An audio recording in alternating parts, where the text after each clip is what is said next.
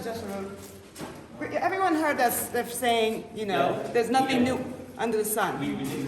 Right? Everybody's heard that phrase, there's nothing new under the sun? So now think about it. Look at this image up here. What do you see right above me? Okay, what colors do you see? You see blue, what else? Red, blue, and white. Okay, what does that sound like? Like the American flag. So where do you think the American flag came from? Here.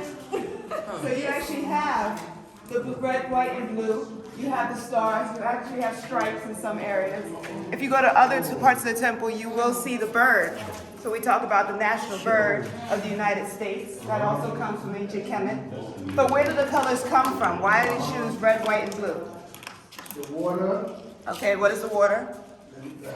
Coffee. And what does that represent? Life. The blue. Okay, Life. okay. And then the red is upper.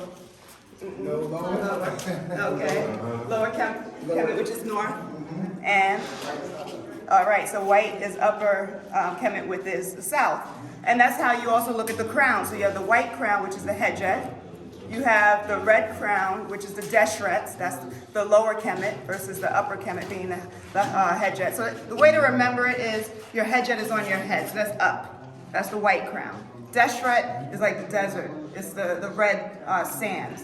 So that's the lower. So that's Deshret. So that's how you can remember it. And then you have to switch it upside down when you're saying north versus south, because remember, we're looking at the direction that the Hapi was flowing. So Africans look at the world in a different perspective.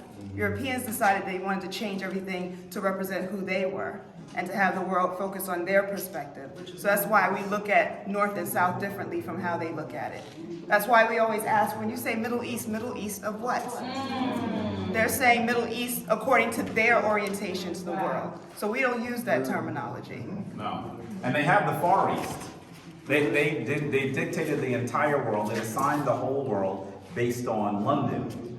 That's really arrogant to say that we're going to name you based on our part of the world. But that's exactly what we see. And I think that what Anika is saying is so important. Just recognize that the flag, the very important imagery of the United States, was not created because Betsy Ross was on her sewing machine. That's not what happened.